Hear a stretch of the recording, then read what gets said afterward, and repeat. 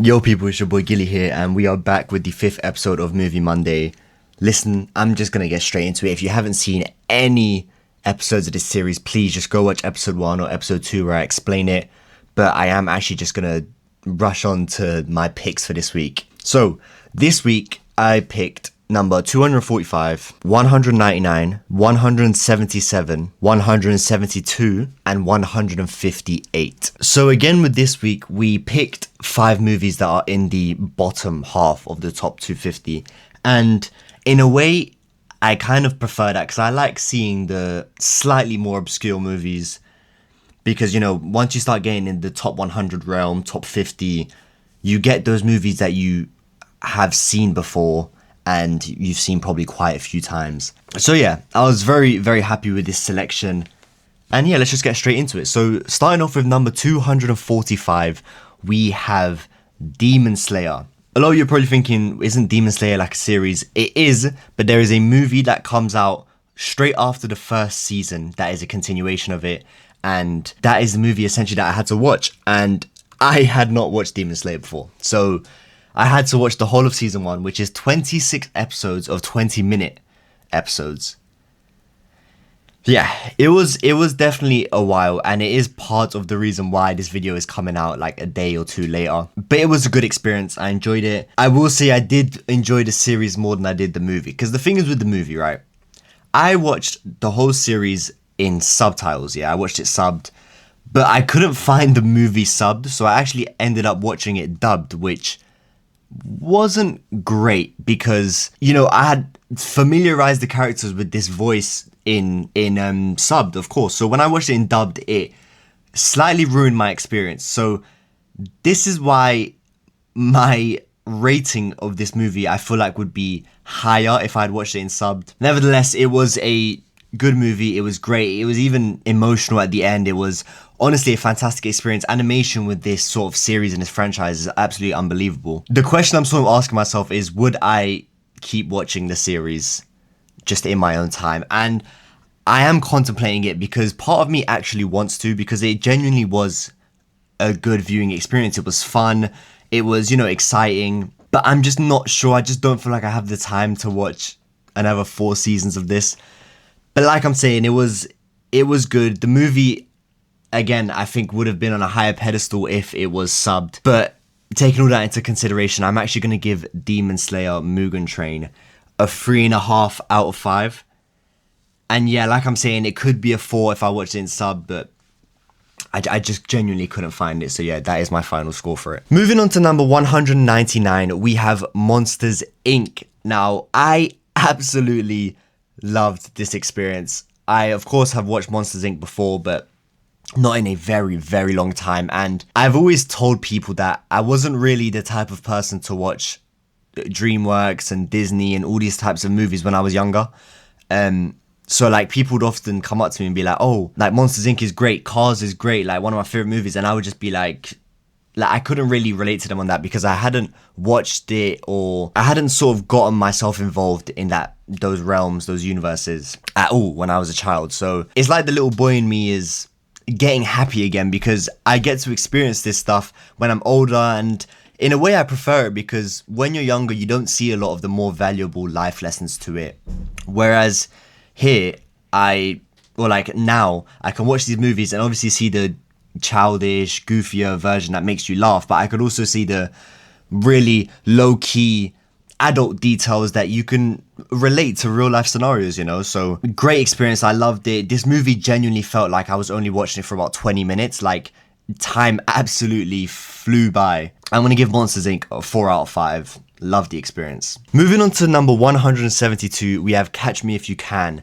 Now, when I was first getting into movies, Catch Me If You Can was one of the first big movies that I actually adored. I loved it. Now that I've watched however many more movies, I can obviously see why it's not the best movie I've ever watched like I used to think it was. But again, it's just such an unreal experience. It's so good. Tom Hanks and Leonardo DiCaprio in this movie just bounce off of each other so well in every single scene. It's honestly an absolute just entertainment fest when watching it. And I don't think I could get sick of watching it. The vibes, the costumes, the just overall experience. Honestly amazing, so fantastic. You know, I dream of making a movie like this one day because it inspires me so much on a level of, it does everything so well. Maybe it's not a perfect movie. Like, I can say that for sure, it's not a perfect movie. It's so good at everything it does that it just sets the standard for what I want to achieve when I'm older, even now. Yeah, it's just unbelievable. And I'm gonna give Catch Me If You Can a 4.5 out of 5. Moving on to number 158, we have The Great Escape. Now, if you have watched these episodes, you know that I tell you when I've watched a movie with my brother or my dad, and there was a couple episodes back, I can't actually remember what movie I was talking about, but I was talking about a movie that was so good as a dad movie. Like, there are some movies that you just instantly relate to watching it with your dad, because that's honestly a different experience to watching it alone. And it feels like universally dads just love a certain type of movie, and The Great Escape is 100% one of those movies. Like, my dad was on his phone when I was about to watch it, and I said to him, put down your phone, like, watch this movie with me, like, you will enjoy it. I hadn't watched it before, but I just could tell it's something that my dad would enjoy, and he definitely did. He laughed quite a lot. And again, it's those things that you really start to appreciate when watching movies and stuff. Like, it's more about just seeing what's on the screen, it's seeing what other people around you think as well. And I absolutely love the experience. Very funny, Steve McQueen's vibes and outfits, and just the way everything went down, the way he acted out everything was honestly so into, like, he's got aura. That's what it is. He just got so much aura. The motorcycle scene and everything, it's just brilliant, isn't it? Especially old school filmmaking, it's just fantastic. It was unreal as well, especially because on one of the first, I think maybe even the first episode I'd done of this show, or it might have been a second, I actually rolled Once Upon a Time in the West, which starred Charles Bronson, and Charles Bronson was another big like contribution to this movie here. And like, it just put a smile on my face seeing another movie in which he was like a main character in it, because I think he's just so insane, so sick, and it really made me want to watch Once Upon a Time in the West again. But I absolutely loved it. It was great. My only slight criticism is that it was a bit too long. It was around 3 hours long. Even just half an hour less than that I think would have been perfect, so I can't put it down too much because of that. But The Great Escape, I am going to give it a 4 out of 5. Now, I actually hadn't noticed that I missed this, but we're gonna have to go back a bit because I actually rolled number 177 and I completely missed it. I'm very sorry about that.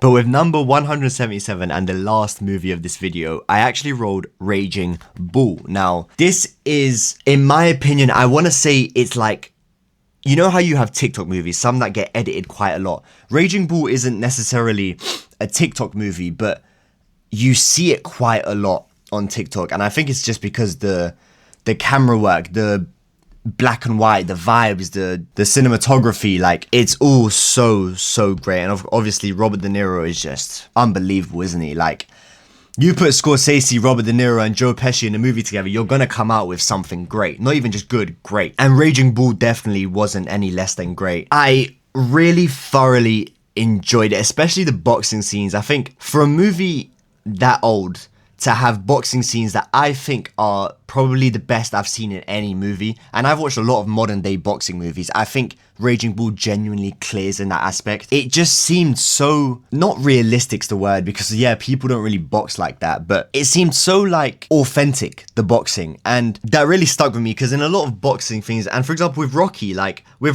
so much of it just seemed like fake, but with Raging Bull it was the complete opposite, and I genuinely preferred the boxing in Raging Bull so much more to any other boxing movie I've seen. And that was definitely the main highlight of it for me. Joe Pesci as well was absolutely unbelievable. Robert De Niro played like an abusive, misogynistic male so well in this movie that it's low-key kind of concerning. And the amounts of abuse in this movie is kind of insane. Maybe even a bit too much. But then again, absolutely fantastic movie. Would 100% recommend if you haven't seen it. And I am going to give Raging Bull and the last movie of this episode a 4 out of 5. And with that final rating, that concludes this episode of Movie Monday. I hope you lot enjoyed it. Please, if you haven't already, drop a comment, like, subscribe. Just let me know your thoughts on any of the ratings of any of these movies.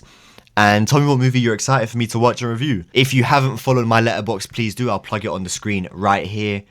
You can see all the early movie reviews or anything on the side that I'm watching. And yeah, I hope you lot have a good day, and I'll see you.